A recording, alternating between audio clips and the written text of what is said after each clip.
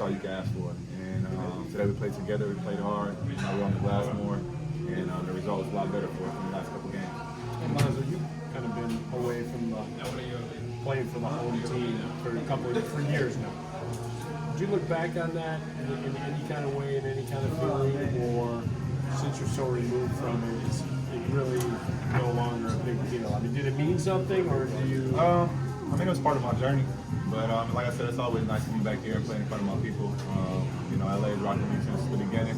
I feel like I get a lot of love here, whether we play the Lakers or the Clippers. So, shout out to all the fans that stuck with me and still with me to this day. Did you guys talk about kind of having that circle? I remember even a couple years ago, Jimmy Butler hinted about maybe wanting to finish with the Bulls. Do you ever think about playing back out here ever again? Nah, man. I just wherever I'm at, that's what I focus on. I try not to look too far ahead to the future. Just take it day by day. This is a game that you had a lot of ticket requests for?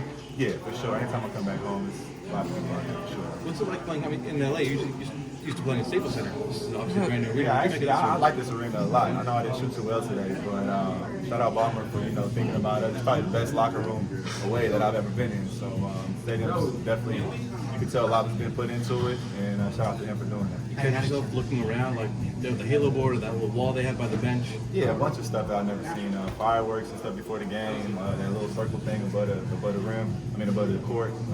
Locker room, he got tubs over there and stuff. So, he's very thoughtful, man. Think of that away team. We appreciate that. Have you had a chance to walk around the arena, check out the Chino Hills jersey that's hanging on the wall? I just got seen by KC, so I just seen it right now. It's really dope. Shout out to everybody that got their jersey up there, man, on the school.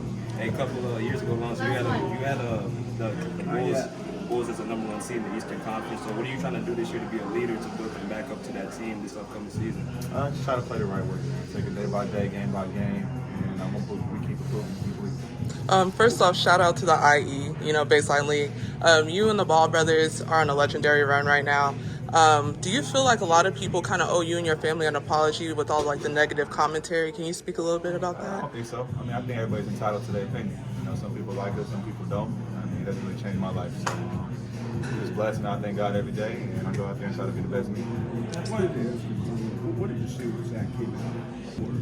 Spaced out the game. Yeah, we need that aggression from him. He's obviously our best player, he's our go-to guy, especially on the offensive end. And I think today he played like it. We need that every game. Did you see kind of like the mission from him in the sense you guys lost 5 in a row, things were going bad, they had some bad losses, and Zach said, hey, it's got to stop somewhere. Yeah, he's been doing his thing. We've been losing, but he's been playing good ball.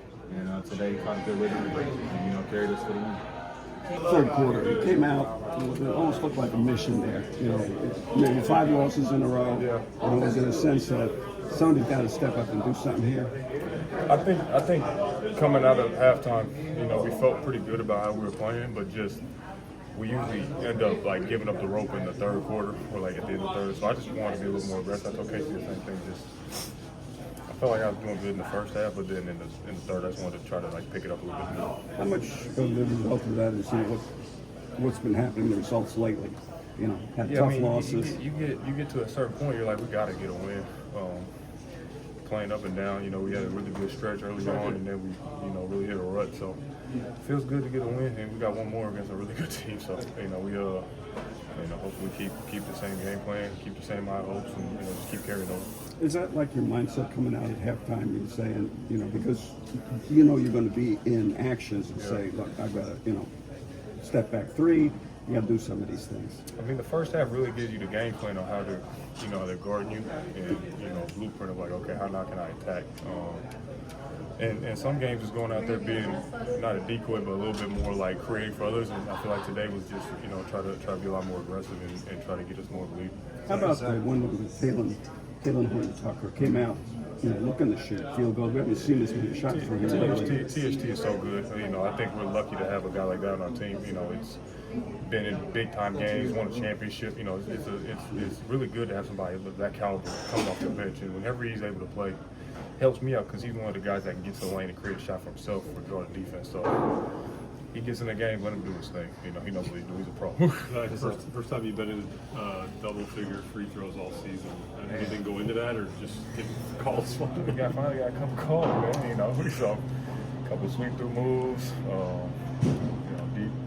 I know DJ a lot. You know, obviously, and then Chris over there. So, you know, they're really good defenders and aggressive. Try to use their aggressiveness against them. I know also, you know, this is something probably. No, go ahead. Yeah, I know him. He's all right. It's probably, you know, something you think about later, but I think it's tied to Bob Love, you know, second most 30-point games in franchise history. You look at like where we are in franchise history, where you're creating these marks. You know, one of probably, you know, franchise that won all championships. Yeah, I mean, you're up there with all these statistical marks. It's really good. I know I've been here for 7-8 years. You continue to climb up those ladders, and you know Bob Love is great after he's retired. You know, so it's always good to be second to, you know. I mean, he does. Yeah, I was gonna say you love these stats. So you just tied Bob with 109. Get somebody. Number 23 guy? Yeah.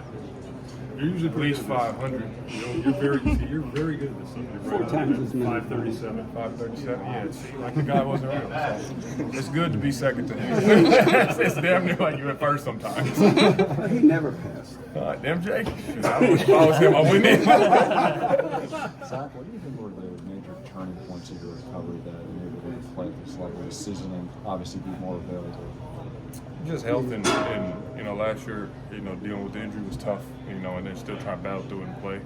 You're not going to be 100%, and I think, you know, that's what you have to deal with, and if you want to go out there and play.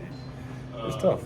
And then having a good long off season, worked on my body a lot and worked on my mind, and you know, came ready to go. I think that's the main thing. And then when you put that much work in, it's easy. You know, you've done it before. You just go out there and play basketball. When you take a wider step back, what do you think it's taken to be able to also weather, you know, the periods of uncertainty, trade deadlines, and roster changes, how you get through all that? I feel like the experience helps you out. You know, I've gone through ups and downs, highs, lows.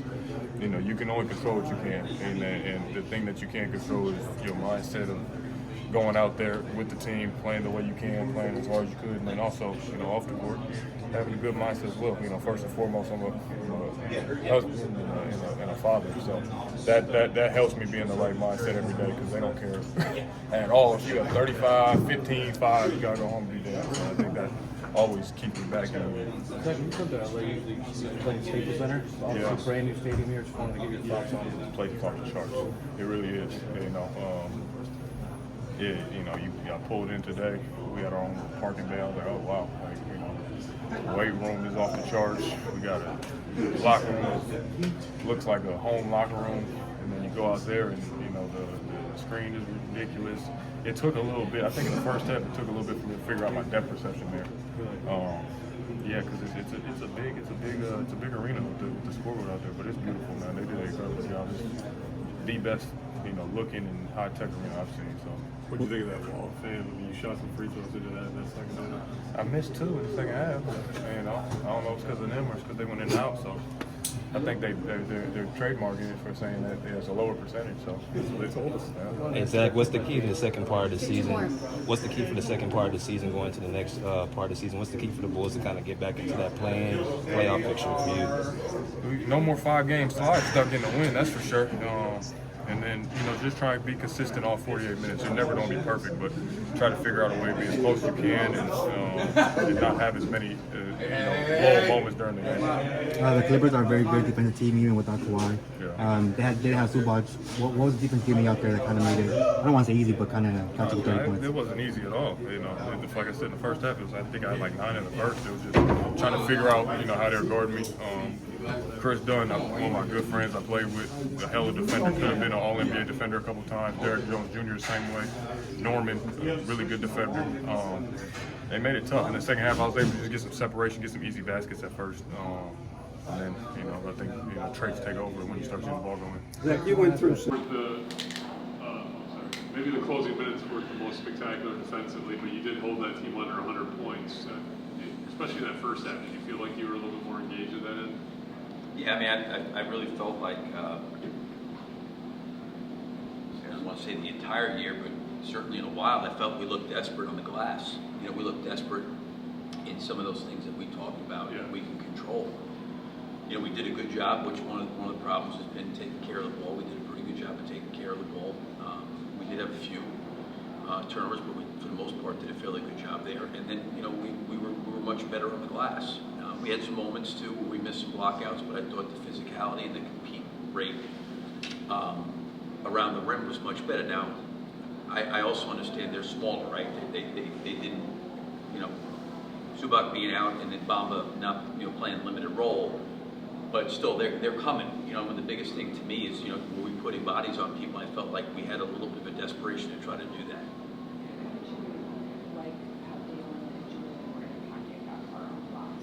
Yeah, I mean, I like the way both of them played. You know, even though Mata's didn't have a good shooting game, he had, you know, a couple opportunities. I thought he could have rebounded, he didn't. But, you know, overall, like, I liked his energy around the basket. I liked Julian's energy around the basket. Same thing with Dalen. Like, I thought those guys went in there and they competed pretty hard. Where do you feel like Julian and Dalen are in terms of how you wanted them to progress this season, like halfway through? Those two guys? Yeah. Yeah, I think that the biggest thing, you know, when you talk about carving out a role for a young player, where we have a mix of veterans and younger guys, the consistency part of being able to be reliable night in and night out in terms of the, you know, the things that are going to impact our team in a positive way, right? Like, I thought Daniel was really solid today, but, you know, a couple games ago it was a foul three-point shooter, two quick turn. Like, those are the things I think that, you know, they can eliminate. You know, what are the things that I know I can be responsible and accountable to, and then try to do them on a consistent basis, and then make sure that their performance is consistent on those things, right? And I think both of those guys did that. It's something for them to build off of. So again, if they're running the floor, I have no problem with them shooting the basketball, attacking. They got to take care of the ball. They got to help us on the glass. They got to read defense in terms of screening. They got to know personnel. They got to know game plan, what we're doing, how we're guarding certain players. Like, all those things are factors. And I know a lot of times people look down at the stat sheet, the first thing they look at is minutes and points. And there's just so much more to it for me from a development standpoint that goes into it than just looking at across the line of guys' box. Billy, obviously this game flipped in the third quarter. Zach's run there, you know, spaced you out. It looked like to me that, and I'm not saying that's exactly what it was, SMU, but it looked like Zach kind of said, you know what, we lost 5 games in a row. You know, no offense about the moving the ball around, but I got to take over. And I'm not making a comparison, but I've seen guys do that, Jordan. You know, guys, when the team is in a desperate straits, a guy gets into a lot of dribble isolation, which he did, but that's what brought you over the top, as opposed to lately you haven't been able to do that. It seemed like to me, you know, he just provided that emphasis. What did you see? Well, I think coming out of the last game against Portland, I thought there was, and I think Zach would agree with this, there was a lot of opportunities for him to shoot the basketball from behind the line. And I think we need him to do that. And I think, you know, looking back at the film and even talking to him this morning, I think he even acknowledged, you know, I probably should have taken a few more. The isolation stuff, I thought a little bit late, we got a little bit stagnant with all their switching and them being small, and he got put into a couple of tough situations. He did draw some fouls, but I thought for the most part of the game, even in those dribble isos, he was pretty quick and decisive, where he was downhill where he shot it. And that's, you know, that's when he, to me, is at his best. We did get into some clock situations. I don't know if he said, listen, I think he was just basically coming off of the last game, looking at that and saying, geez, you know, we were having a hard time scoring.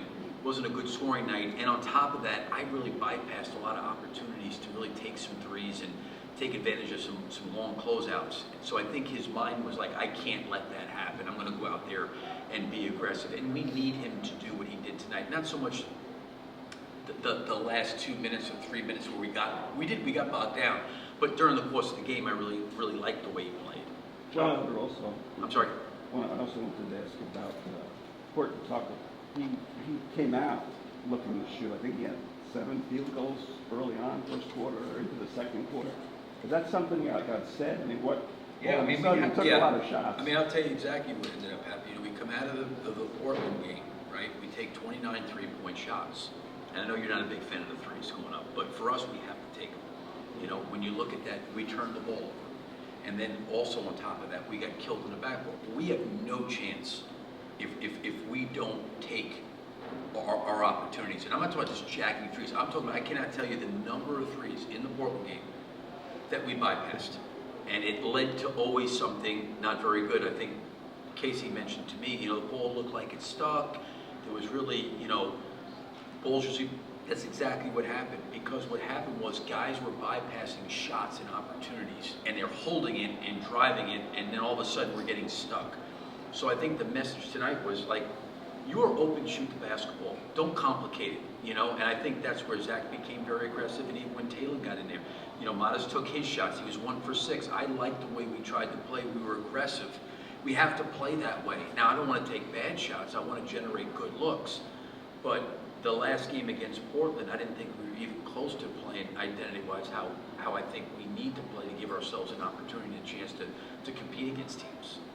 Billy, what was I just kind of lost them, to be honest with you. I don't mean lost them like literally, but I'm saying that to Sam's point, that third quarter was going so well and that group was playing so well. Modest is not a guy that's playing, big minutes, and neither is Julian. Dalen haven't been. So when that group was going, even if it was a back-to-back, it gave, and Zach was part of it, but, I got Vooch off early to see if Jalen could handle a little bit of the small unit, and then when Harden came out, bring Vooch back in to maybe go and help tie down that second unit a little bit. But they were just going well. And then I think what happens is when that group's going well, what ends up happening is it cuts into a rotation, and in particular probably cut into Modest's rotation, because now you start talking about like, oh, we got to get him in, so you play him 3 or 4 minutes, and then you're bringing someone else back in. It's hard to play like that. So it wasn't like, I loved his aggressiveness, Modest, in the first half. I really did. But it was just that third quarter, that group was playing well, and it just kind of stuck with them. Coach, over here, I just wanted to apologize if you were asked about this, but obviously Lonzo, where he's from, obviously didn't shoot the ball well, but just having him on the court here back home, what do you think that kind of meant for him after the last few years he's been? Yeah, I mean, I think for him to, being from California and going through what he's gone through the last couple of years, I'm sure it meant the world for him to come back here, and have family and friends see him play. I know his family's seen him play, live, this year, but I think the fact that he could do it here, I'm sure meant a great deal to him. I didn't really talk to him about it. He's probably a better guy to talk to, but just knowing how important his family and his friends are to him, I would imagine that was a big deal for him. Coach, another thing about Lonzo, what did you see in him that you guys took time to let him come back from this major injury? Yeah, I mean, we were committed to him. Obviously, he was under contract, and we were going to try and do everything we possibly could to try to help him get healthy. He did everything he could on his end to do the same.